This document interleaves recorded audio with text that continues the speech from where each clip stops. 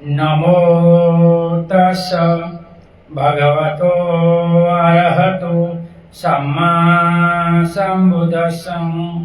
नमो तस् भगवतो अरहतो सम्मा सम्बुद्दस्स। नमो तस् भगवतो अरहतो सम्मा सम्बुद्दस्स। बुद्धं शरणं गच्छामि, धम्मं शरणं गच्छामि, संघं शरणं गच्छामि, द्वितीयंपि बुद्धं शरणं गच्छामि, धम्मं शरणं गच्छामि, संघं शरणं गच्छामि, तृतीयंपि बुद्धं शरणं गच्छामि, धम्मं शरणं गच्छामि, संघं शरणं गच्छामि। इतिपिसो भगवा अरहं सम्बुद्धो विद्याचरण संपन्नो सुगतो लोकविदो अनुत्तरो पुरुषधम्म सारथि सत्थ देव मनुष्याणां बुद्धो भगवान्। स्वाखातो भगवता धम्मो सन्दिठिको अकालिको एहिपासिको औपनायिको पाश्चातं वेदितभूभूतुम्। सुपटिपन्नो भगवतो सावक संघो उजुपटिपन्नो भगवतो सावक संघो साचिपटिपन्नो भगवक संघो यदिदं च त्रिपुरुषयुगानि अष्ट पुरुष पूगल एष भगवतो सावक संघ आहुणेयो पाहुणेयो दक्षिणीयो अंजलि करणीयो अनुत्तरं प्रियं खेतं लोक साधु साधु साधु साधु। आज वर्षावास में अमर बोधविहार गुजरात से भिक्षु पथिक धम्मपद की गाथा गाकर आपको समझा रहे हैं। अभी बाल वगो चल रहा है, 70वीं गाथा है। मासे मासे कुशलेन बालं पूज्येथ भोजनं न सुखतं दानं फलम् अधिकस्य षोडशी। मासे मासे कुशलेन बालो भुज्येथ भोजनं न सुखतं दानं कलंग अधिकस्य षोडशी। भगवान कहते हैं यदि मूर्ख आदमी महीने महीने केवल कुश की नोक से अधिक भोजन करे तो भी वह धर्म के जानकार की 16वें हिस्से के बराबर भी आध्यात्मिक तृप्ति नहीं कर सकता। तो सबसे बड़ा सुख आध्यात्मिक ध्यान सुख है, इसलिए बौद्धों को ध्यान करना चाहिए। भगवान ने 37 बोधिपाक से धम्म दिए हैं। मैं कोई न कोई धम्म में मार्ग पर रहना चाहिए और मार्ग पर रहने से हमारा कल्याण होता है। भावार्थ, भगवान बुद्ध के समय राजगृह में जम्बुक नाम का एक व्यक्ति रहता था। वह नगर के बाहर एक चट्टान पर बैठा, पैर बैठा या मुंह फैलाकर वायु की तरह रहने का लोगों के सामने ढोंग करता था। जबकि वह रात को आसपास में पड़े मल दटी आदि खाता था। सूर की तरह मल खाते उसे बहुत अच्छा लगता था। लोग जब सदापूर्वक भोजन देते थे तो घास के नोक की मात्रा में भोजन लेता था। लोग उस पर अत्यंत श्रद्धा उत्पन्न करते थे। तभी भी अंधश्रद्धा को मानने वाले लोग थे, अभी भी हैं। चमत्कार और अंधश्रद्धा होती यहाँ पैर पड़ जाते। उनका यह चारों तरफ फैल गया था, जबकि वस्तुस्थिति उस ओर थी कि मैं बिना भोजन जीता हूँ। दुनिया में ऐसा कोई शक्ति नहीं है कि बिना भोजन जी सकते। भोजन तो लेना ही पड़ता। बिना भोजन से कोई जी नहीं सकते, भोजन तो लेना पड़ेगा। आज भी ऐसे कितने लोग हैं जो जनता के सामने बहुत ईमानदार, दानी, कल्याणी आदि के रूप में अपने को प्रकट करते हैं। ज्यादातर धर्म के नाम पर झूठा चलता है, ढोंग अच्छता विज्ञान चलता है और चमत्कार में खपा देते हैं। करते हैं विज्ञान और दिखाते चमत्कार, देवी देवता ने चमत्कार दिखाया। तो ऐसे लोग पहले भी थे और अभी भी है। अंदर से कितने बेईमान, लालची, स्वार्थी और भ्रष्ट होते हैं। तो जगत ऐसा ही हो गया है अभी, बेईमान, लालची, स्पर्श और धर्म में सबसे ज्यादा है। गति की चली गई है सनातन धर्म में, वो धोनी चाहिए। मात्र अपनी स्वार्थ सिद्धि के लिए लोगों की कमजोरी पर खेलते हैं। वास्तव में कितना विरोधाभासी जीवन जीते हैं। अरे तुझे ऐसा ही करना है तो क्यों साधु संत बनते हो? संसार में रहकर जो करना है वो करो। जानबूझकर किया हुआ जो कर्म है वो भोगना पड़ता है। निरेगामी होता है, बहुत भोगना पड़ता है। भगवान बोलते हैं जानबूझकर कर्म करना अच्छा नहीं, गलत है। धर्म के नाम पर इस प्रकार का ढोंग करे तो भी महा अपराध है। वो शीत नरक 5 होते हैं और उष्ण नरक 5 होते हैं। तो उष्ण नरक में भोगना पड़ता है। जो पहचान कर जानकर कर्म करता है वो निरेगामी होते हैं। वो सबसे बड़ा महाअपराध बोला है। उष्ण नरक में जाना महाअपराध है। शीत नरक तो ठीक है, उष्ण नरक में तो बहुत विकृतियां दिखाई है भगवान ने संयुक्त निकाय में। यही कारण है कि आज सही गुरु मिलते हैं, न सही यजमान या शिष्य। बेईमान गुरु बेईमान के द्वारा सचित धन से हवन यज्ञ आदि करे तो उससे क्या फल मिलेगा? कल मुझे 2 सनातनी लोग मिले थे जामनगर के, तो इनको वही दुख था, काम इतना इतना कर रहे फिर भी कुछ नहीं मिलता। तो मैं क्या कर सकता हूँ? हम तो ऐसे भौतिक सुख दूर जाने को लेकर, हमारा भगवान ने कहा कि काम भोग का जीवन अच्छा नहीं है, तपस्या भी अच्छे नहीं, मध्यम मार्ग, मध्य में चलो। तो मध्य में चलो, कर्म के अधीन चलो, कोई प्रॉब्लम नहीं होगा। तुम क्रम को मानते नहीं हो, सीधा ले लेना है, तो मैं क्या कर सकता हूँ? मैं कहाँ से लाऊं? मैं तो त्यागी हूँ। वही दाता द्वारा दान पुण्य भी अपने लौकिक स्वार्थ की सिद्धि के लिए, अपने आरोग्य के लिए, अपने व्यापार की वृद्धि के लिए करे तो इनका परिणाम क्या होगा? दान परिणाम का फल है, लेकिन निस्वार्थ करना चाहिए, कोई बदले की भावना से नहीं। निस्वार्थ दान धर्म आप करेंगे तो इनका फल आपको मिलता ही रहेगा। लेकिन ये भावना से ऐसे तो लोग 15 तरह के दान करते हैं, लोगों की सिस्टम है, लेकिन इसमें फल कम मिलता है। स्वार्थ वालों को कम मिलता है, निस्वार्थ वालों को ज्यादा मिलता है। अपना दिया और दूसरों का देना बहुत फर्क है, मांग कर देना और खुद का देना। इसलिए उस गाथा में भगवान बुद्ध ने कहा है कि ढोंग कर अति अल्प भोजन आदि करने वाला की अपेक्षा धर्म अनुसार जो आचरण करता है उनकी जीवन शैली वैभवपूर्ण न हो तो भी 16 गुण उच्च है। अभी हम सनातन धर्म में देखते हैं बहुत से लोग ठगते हैं, विज्ञान का उपयोग करते और चमत्कार में खपा देते और लोग अपने पैसे संपत्ति बर्बाद करते जाते थे। एक महीने पहले मुझे वो मेराड़ी माँ का भगत मिला था, हर महीने 5,000 का खर्चा कर जाता था। तो मैंने इसको धम्मपद पुस्तक दिया, ये पढ़ लो। इसके बाद तो पढ़ा तो बोला ये तो सही है, नहीं तुम मेराड़ी माँ के पास जाओ, मजा आएगा। नहीं, मेरा खर्चा बंद हो जाएगा, मेरे घर में भी प्रॉब्लम होता है, मैं कमाता हूँ और वहाँ डालता हूँ, अभी नहीं जाऊँगा। ये आपने कर्म का सिद्धांत भगवान बुद्ध का मानव धर्म का दिखाया, मेरा जीवन बदल गया, आप मेरे गुरु हो गए। अरे मैंने तो पुस्तक दिया, मैंने कहा किसी का गुरु, लेकिन वो मुसलमान था फिर भी। देखो तो बदलाव किसी को लोगों में आता है, तो पुण्य भगवान का कर्म होगा तो बदलाव।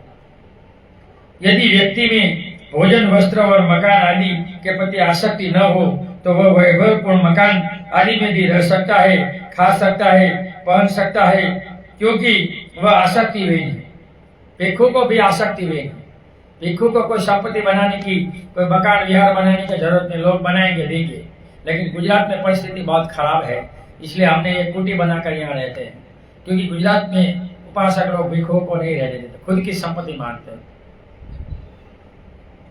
दूसरी ओर यदि वस्तुओं के प्रति मोह या आसक्ति हो और उनके त्याग का ढोंग करता हो, यह मिथ्या जीविका है। तो ज्यादातर लोग ठगकर मिथ्या जीविका ही कमाता है, लेकिन इन अज्ञानी को पता नहीं। लेकिन हमारे एक धर्म ग्रंथ में लिखा है कि गाय के नाम पर, धर्म के नाम पर, गरीबी के नाम पर, धर्म के नाम पर, चढ़ती देगरी के नाम पर, गरीबी के नाम पर એટલે 5 एंगल के नाम पर झूठा करना गलत नहीं है, सही है। तो धर्म में जो लिखा जाता है लोग वो जीवन में उतारते हैं, धर्म के नाम पर से हो रहा है और ये गलत है, वो नहीं करना चाहिए। बहुत से लोग ऐसा करते हैं जो भोगना पड़ेगा, बिना भोगने से कुछ नहीं होने वाला, भोगना ही पड़ेगा। अपने को धोखा देना है।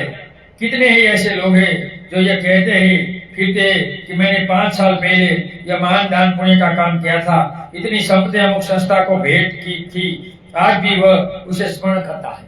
बहुत से लोग ऐसे होते हैं। दान का स्मरण करना, दान अनुमोदन करना अच्छी बात है, कोई गलत बात नहीं। लोगों के सामने अहंकार करता फिरता है, लेकिन अहंकार नहीं होना चाहिए। दान देने में अहंकार नहीं होने। तुम अपने पाप कर्म खोलते हो, कैसे तूने कमाया पता नहीं। भगवान ने कहा कि भिक्षु संसार का दान है वो आग है, वो संसारी लोग कैसे कमाते पता नहीं, इसलिए बिना नीति नियम होगा तो इसका उपभोग करेगा तो अंग धनानी रोग आएगा। हमें बोले है तो ये तो संसारी लोग दान इकट्ठा करके खा रहे, भीख मांग रहे, तो वो सब अर्बुद या शीत नरक में जाकर भोगना पड़ेगा, शीत या उष्ण नरक में भोगना पड़ेगा। ऐसे खाना ठीक नहीं है। मानो उसे वो दान आज भी किया हो, अपने दान की या संपत्ति के प्रति इतनी आसक्ति है। मैंने भी एक बौद्ध उपासक बने हैं, पति पत्नी दोनों नौकरी करते हैं, तो मैंने भोजन दान का मैसेज भेजा तो इसने लिखा वैशाख पूर्णिमा को तो आपको दान दिया है, अभी हम नहीं दे सकते। अरे मैंने कहा मांगा, मैंने तो मैसेज दिया, तुझे देना हो तो दो वरना मत जवाब दो। 2 नौकरियां है, 1 लाख पगार है और हर महीने 500 दे सकते हैं, लेकिन ये 3 महीने पहले 500 दिया था तो अभी लिख कर भेजा। तो ऐसे लोग दान देने में ज्यादा नहीं। यदि ऐसा विचार रखे तो इसमें त्याग कहाँ है? त्याग दे दिया हो, इनके लिए पिंडोरा पीटने की जरूरत नहीं है। इसलिए भगवान कहते हैं कि इसे खेल करने वाले संसार में बहुत से आदमी है जो झूठ बोलता है। इसमें ये था, मल मूत्र खा लेता था और लोग का अन्न खाता और बोलता मैं हवा खाकर जीता हूँ और इसकी प्रसिद्धि बढ़ गई। लेकिन ऐसे मूर्ख लोगों ने कभी न कभी भगवान जैसे मिलेंगे तो वो बदलेंगे, वरना कोई बदलने वाला नहीं है। ऐसे मूर्ख यानी बाल यानी मूर्ख लोग है वो जगत को छितर रहे हैं। यहाँ एक गाथा खत्म हुई, आगे दूसरी गाथा 7 नहीं पापम कतम कम्मम सजूथिर्मुचति दहंतं बालम वेन्ति भस्मो नव पावको। नहीं पापम कतम कम्मम सजूखिरंगमुच्यन्ति दहंत बालम में भस्म होन्ति पावको। भगवान कहते हैं कि जैसे ताजा दूध शीघ्र ही दही बन जाता है, ऐसे किया गया पाप कर्म कभी शीघ्र ही अपना फल नहीं देता, लेकिन वह राख में ढकी अग्नि की सदा चलता हुआ रहता है और वो पाप का पीछा नहीं छोड़ता और एक न एक दिन आपको भोगना पड़ता। ताजा दूध कभी शीघ्र दही नहीं बनता, एक दिन पड़ा रखो तो बन जाता है। ऐसे पाप को पहले तो मूर्ख लोगों को मीठा लगता है, लेकिन जब इसका दुख भोगना होता है तब वो रोता है और बोलता है ये हुआ। तो ऐसा तो होता रहा, क्या करें, जगत ऐसा ही है।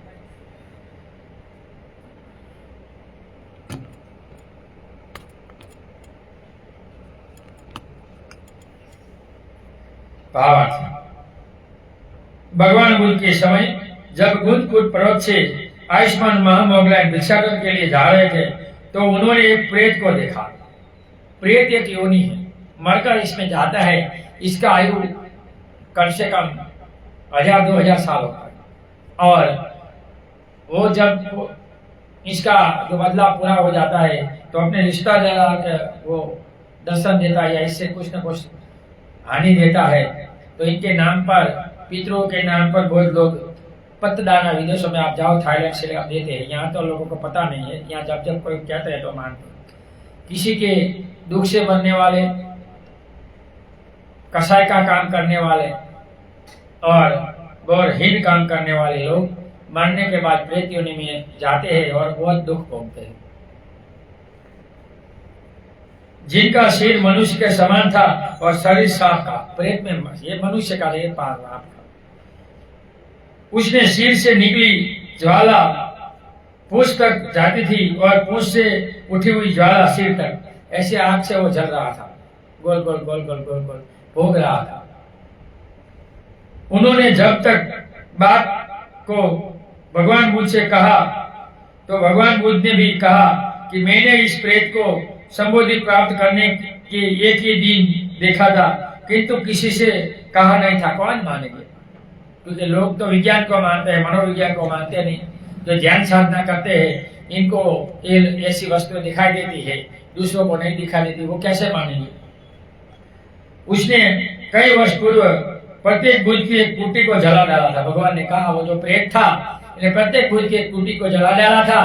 तो बुद्ध को, माता पिता को मारने वाले, बुद्ध को जलाने वाले ऐसे लोग निर्णय में भोगने जाते हैं, तो ये भी गया भोगने। उसी का ये परिणाम भोग रहा है कि इसने, एक भिक्षु था, वो खेत में से जाता था इनके, तो पार्क में कोई नुकसानी हुई तो इन्हें सोचा चलो ये कुटी जला दी तो ये यहाँ से भाग जाए। तो प्रत्येक बुद्ध की कुटी जला दी, प्रत्येक बुद्ध ने दूसरे जाकर कुटी बनाई। तो ये काम किया, तो इसलिए वो प्रेत में आया और 2000 साल से भोग रहा है, ऐसा भगवान का कहना। आज भी हम गांव देहातों में देखते हैं कि भूत प्रेत की बातें प्रचलित है। सिटी में कम है, गांव में बहुत होती है। 14 आती है दिवाली का लास्ट दिन, तब लोग साधना करने, मूर्ख अज्ञानी लोग जाते हैं, सही लोग नहीं जाते। इसकी साधना करने की कोई जरूरत नहीं है। वो पैसा कमाने के लिए, लोगों में अपना प्रचार करने के लिए जाते हैं, बाकी कुछ नहीं है वहाँ कोई प्रेत नर्क में नहीं हो, स्मशान में नहीं होती। वो अभाव जगह, अभाव पानी, अभाव कुएं वहाँ होते, और कोई हर किसी को वो नहीं दिखाई देते।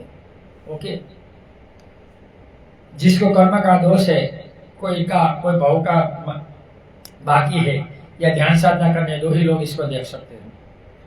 जहाँ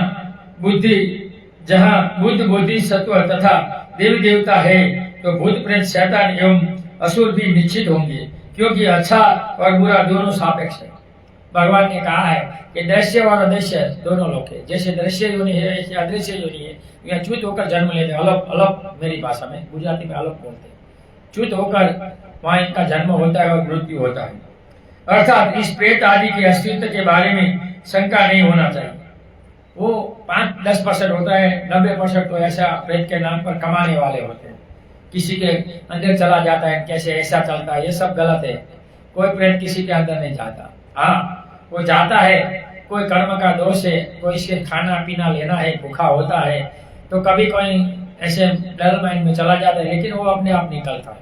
नहीं निकलता ऐसा नहीं, या निकालना पड़ता है। इनकी शरद में चले जाते हैं, वो भूखा होता है, इसको कुछ पुण्य नहीं मिला होता है, तो इसका संतोष लेने के इंसान के जीत में जाता है, तो वो खा लेता है। ऐसा कुछ नहीं, वो निकल जाता है बाद में।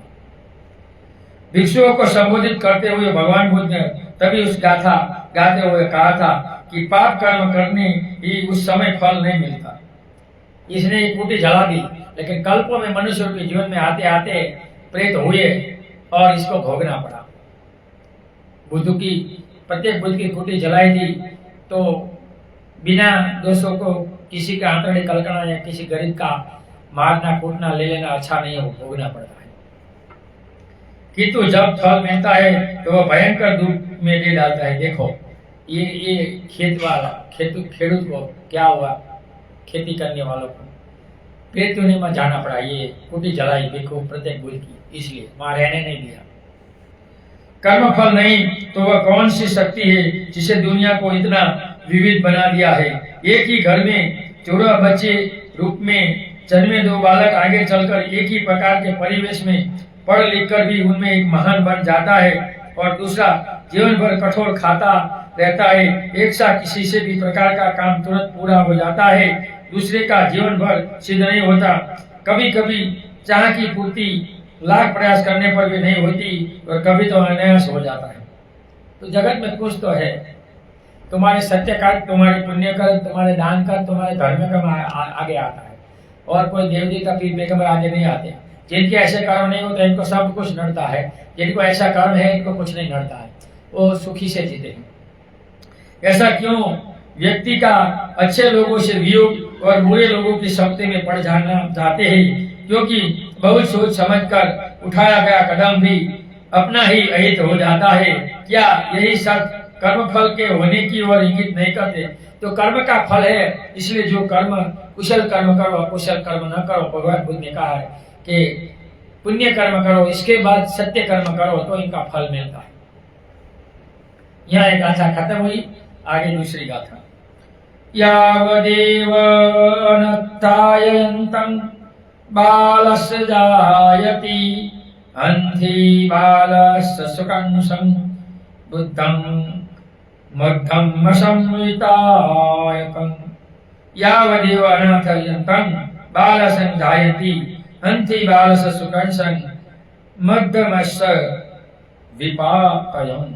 भगवान कहते हैं मूर्ख का जितना भी ज्ञान होता है वह उनके अनर्थ के लिए होता है। वह मूर्ख की अच्छाई का नाश करता है और अपने शुभ कर्मों को समाप्त कर देते हैं। बहुत से लोग व्यसन करते हैं, बीड़ी मावा गुटखा दूसरों को देते हैं, कभी नहीं देना चाहिए। एक बार आप किसी को व्यसन देते हैं तो 30 दिन दिए हुए भोजन का फल जल जाता है। 30 दिन खिलाया हुआ, देखो खिलाते तो है नहीं और व्यसन करते हैं। इसलिए भगवान कहते हैं कभी व्यसन मत करो।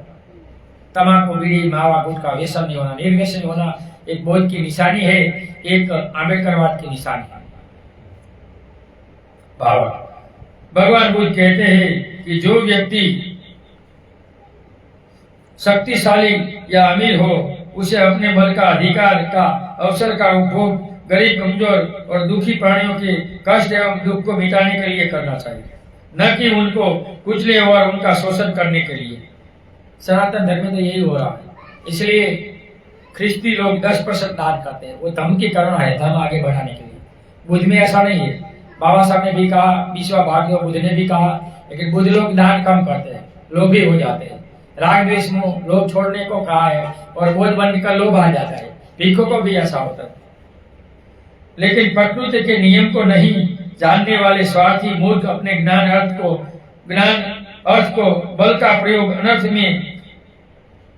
अनर्थ में सार देख दुख के कारण को ही सुख का कारण समझकर हर समय मान सम्मान धन दौलत आदि के लिए अपने को पीड़ित किए जा रहे हैं।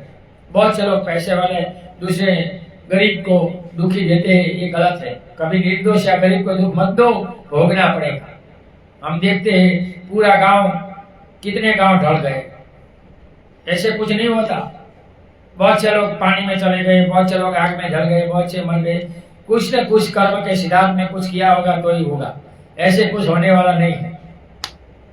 कर्म नियम किसी को नहीं छोड़ता और भ्रष्टाचार हिंसा अत्याचार आदि कुकर्मों में अपने को ढकेल देते हैं। इसी प्रकार अपने साथ परिवार जन समाज का हित करता है।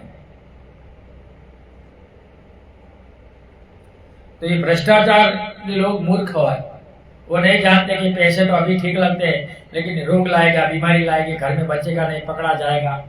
तो कभी भ्रष्टाचार मत करो। इतना तनख्वाह तो है, हम सोशल मीडिया में देखते हैं, पकड़ते हैं, तो अभी क्यों गलत करते हो?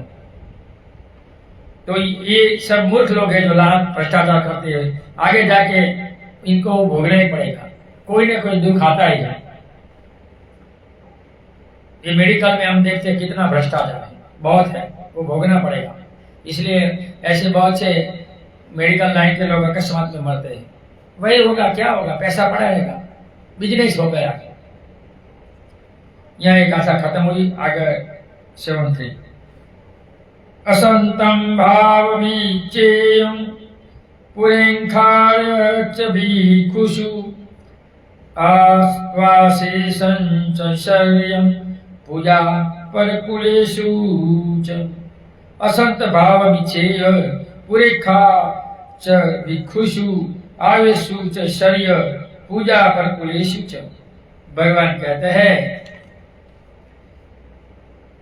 भिक्षुओं के बीच अगुआ होना, मठों मंदिरों संस्थानों का स्वामी या अधिपति बनना, दूसरे कुलों का पूजित होना चाहना, अर्थात जो उनके लिए असंभव है, अथवा स्वयं अपना पात्र न हो पर भी चाहना मूर्ख व्यक्ति का संकल्प है, जो इस तरह इच्छा को और अभिमान बढ़ाता है।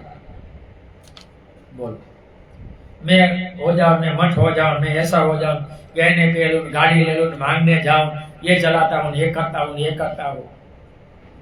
क्या होगा। इसे तो संसार में रहकर कमा कर खाओ, इसमें तुम्हारा किसी का कल्याण होने वाला नहीं है।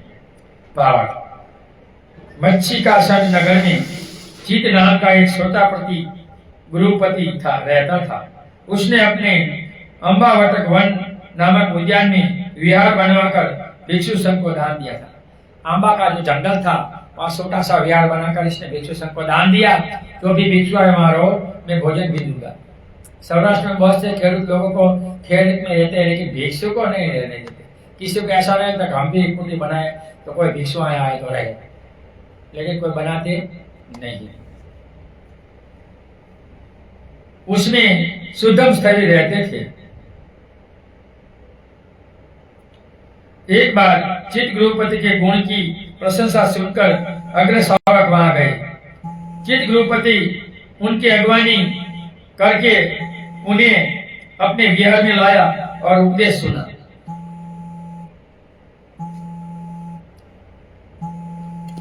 उपदेश सुनकर वह अनागामी हो गया तथा दूसरे दिन भोजन के लिए निमंत्रित किया।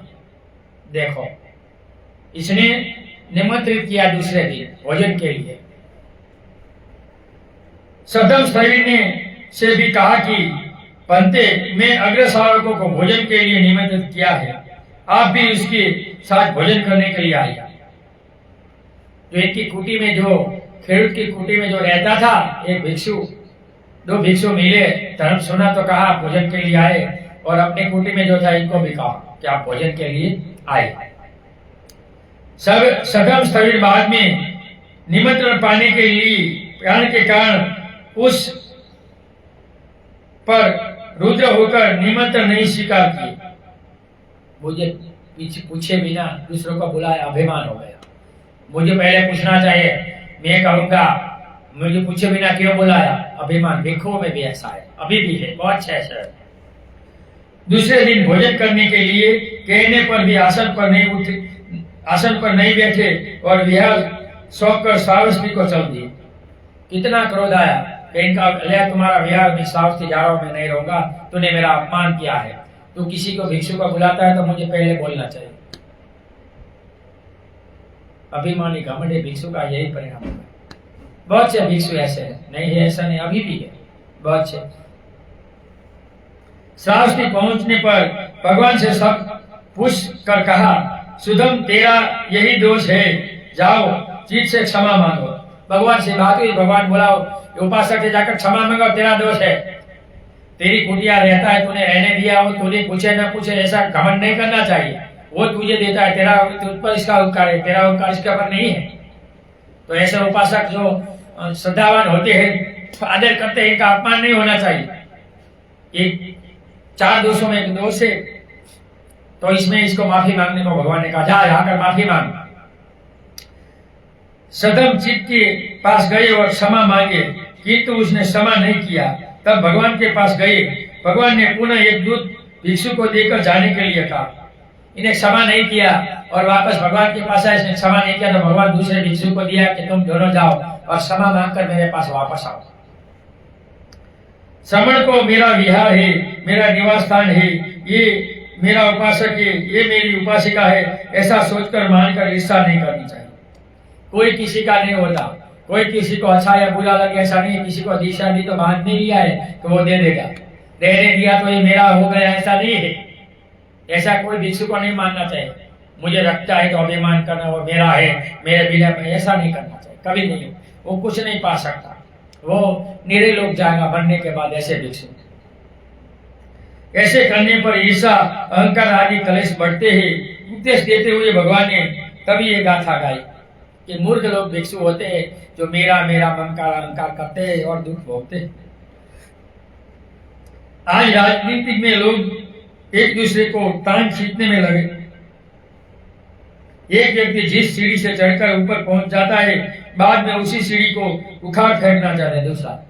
अभी इसको टिकट दिया, अभी मुझे मिलना चाहिए, ताकि कोई दूसरा उससे भी ऊपर न पड़ पाए। प्राय लोगों को लड़ाओ और स्वयं शासन करते रहो, यही नीति अपना रहे हैं। आज राजनीति की एक भ्रष्टाचार का पर्याय बन गया है। लेकिन विडंबना यह है कि धार्मिक गुरु लोग भी आज धार्मिक चोगों को मात्र स्वार्थ सिद्धि के हथकंडे के रूप में है प्रयोग कर रहे हैं। बोलते समय बहुत मार्मिक चीजों को बोल जाते हैं, लेकिन उनका कृत्य पूर्णतः उससे विपरीत होता है। राज के लोग बोलते हैं ये करना है ठीक कर देंगे, ये ग्रांट देना है दे देंगे, ये करेंगे, लेकिन करते कुछ नहीं, आज यहाँ करते हैं। सबसे बड़ा विश्वासघाती है, बोलते हैं करते नहीं है। तो भगवान ने ये शत्रु कहा है, जो बोल कर नहीं करना सबसे बड़ा हित शत्रु है, इन पर विश्वास नहीं करना चाहिए। ऐसे कोई नाटक का पात्र किसी धार्मिक व्यक्ति का रोल करता हो। नाटक में रात को राजा होता है, दिन में वो भिखारी होता है। तो धर्म में ऐसा नाटक नहीं करना चाहिए। उनके अतिरिक्त कुछ नहीं। जैसे एक राजनीतिक दूसरे राजनीतिक को जानता है, कम से कम एक धार्मिक क्षेत्र से जुड़े होने के कारण मैं जानता हूँ कि ये तथाकथित धार्मिक गुरु, संत, महात्मा, मौलाना, फादर आदि लोग कैसे कैसे लोग की कमजोरियों के साथ खेल रहे हैं। लोगों की कमजोरी से नहीं खेलना चाहिए, खेलेंगे वो भोगना पड़ेगा। पद के लिए, बेचने की गद्दी के लिए, आश्रम एवं धार्मिक स्थानों के लिए, स्वामी बनने के लिए, लोगों के आमने सामने शुद्ध बुद्ध दिखाने के लिए कैसे कैसे नाटक करते हैं। वो हमने देखा था, वो स्वामीनारायण संप्रदाय में गद्दी लेने में कितना प्रॉब्लम हुआ, कितने केस कबाड़ हुआ। ये सरखेज की गद्दी में भी, सनातन धर्म में भी केस में हो, बाद में समझौती हुई। तो बॉस में ऐसे बॉस बनने के लिए सनातन धर्म में तो हम देखते हैं होता है, मैं बड़ा मुझे दे दो।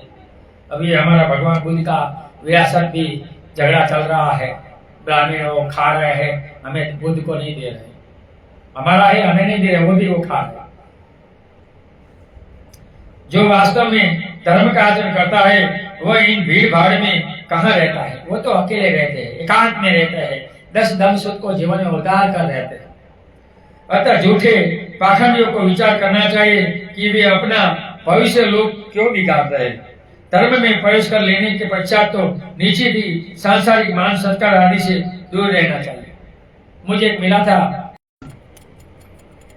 बहुत मानता हूँ, कर्म के बिना तो दुनिया कहाँ है। तो तुम कर्म को मानते हो तो ये क्यों करते हो, ये तो गलत है। उन्हें सांसारिक जीवन जीते हुए अपने को धार्मिक कहने के बाद आना चाहिए। इससे अपना अहित तो हो ही रहा है, धर्म का भी अहित हो रहा है। देखो, तो बहुत से लोग ऐसे हैं, खुद का भी अहित करते हैं और धर्म का भी अहित करते हैं। तो कभी ऐसा अहित नहीं करना चाहिए। जो अहित करेंगे वो दुखी होगी और जीवन में भरना पड़ेगा। तो ममकार को छोड़ना चाहिए।